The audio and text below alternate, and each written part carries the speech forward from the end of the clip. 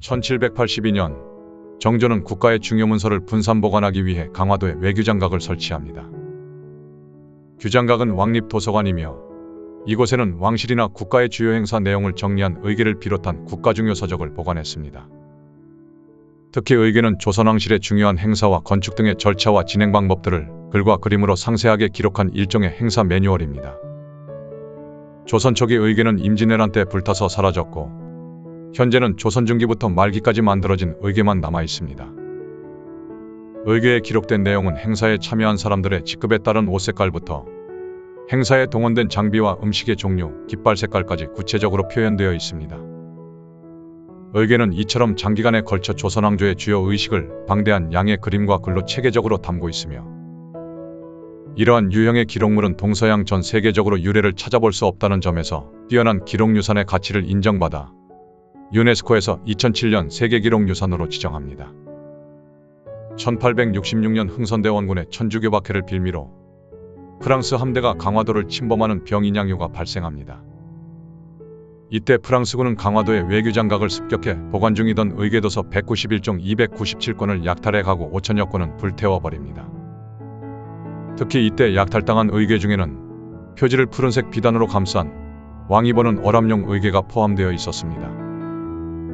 그리고 이렇게 프랑스로 약탈당한 의궤가 프랑스 국립도서관의 폐지창고에 보관 중인 것이 거의 100년 만인 1975년 박병선 박사에 의해 발견됩니다.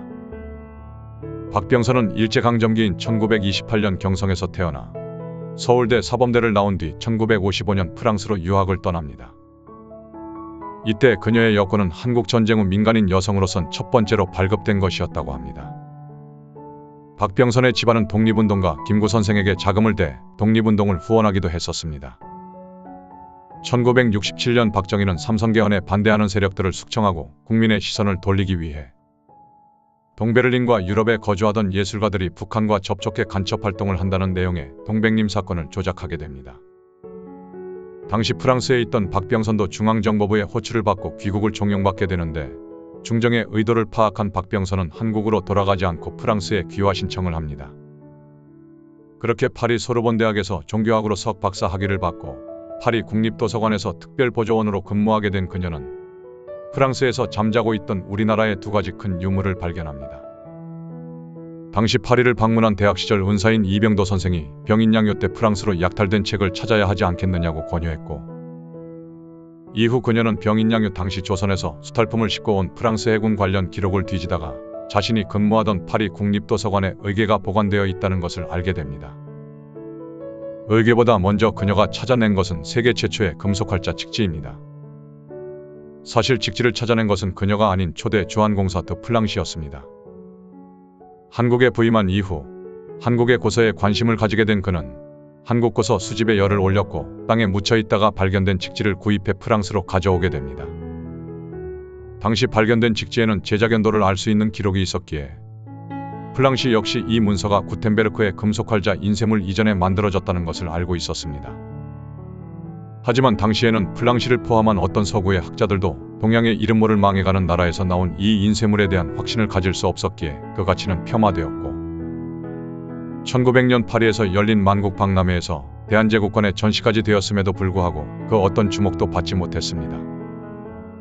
이렇게 천대받던 직지는 1911년 프랑스의 골동품 상인 베베르가 180프랑의 낙찰을 받아 보관하다 1950년에 프랑스 국립박물관에 기증된 뒤 박병선의 눈에 다시 발견되기 전까지 누구도 그 가치를 알아차리지 못했습니다.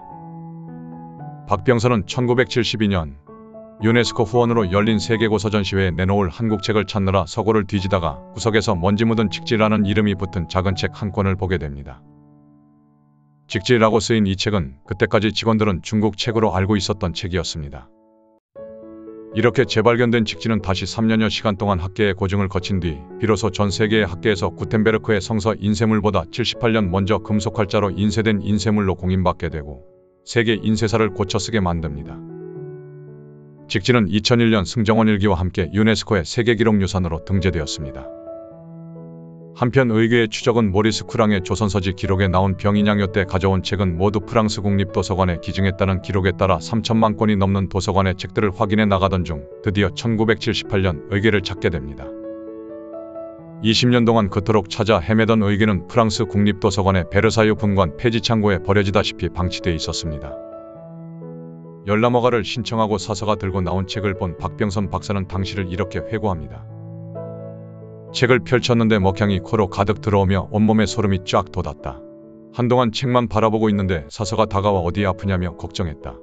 내 인생에서 가장 잊을 수 없는 순간이었다.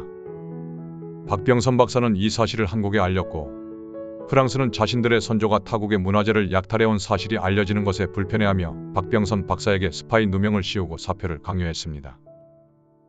결국 박병선 박사는 사표를 내고 방문객 신분으로 그로부터 10년간 매일 도서관을 드나들며 의궤를 연구하기 시작했습니다. 우리 정부도 이 사실에 관심을 가지고 주불 한국대사관의 사무실 하나를 박병선 박사의 연구실로 내주며 연구를 후원했습니다. 그리고 마침내 박병선 박사는 자신의 연구 결과를 조선조의 의궤라는 책으로 출간하게 됩니다.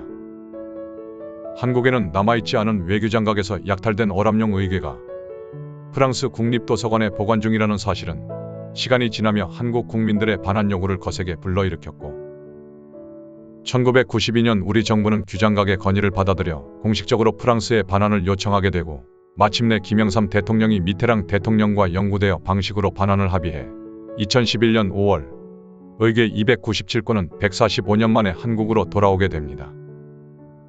하지만 이 영구대여 방식의 반환은 차후 비슷한 문제에 있는 외국 반출 문화재들의 반환의 선례가 된다는 점에서 아쉬움을 남기고 있습니다. 임대 방식의 반환 결과에 대해 박병선 박사님은 훔쳐간 물건을 빌려온다니 말이 되느냐. 차라리 소유권만 인정받고 보관은 프랑스에서 하는 방안이 더 나았다며 협상에 대한 아쉬움을 토로하셨습니다. 박병선 박사는 자료 수집차 한국에 오셨다가 2009년 직장암 선고를 받고 의궤의 귀환을 확인하신 후 2011년 11월 22일 투병 중 프랑스에서 타계하시게 됩니다. 사망한 자신의 유해를 노르망디 바다에 뿌려주면 바닷물에 실려 조국으로 다시 오겠노라는 유언에 따라 박사님은 국립서울 현충원에 안장되셨습니다.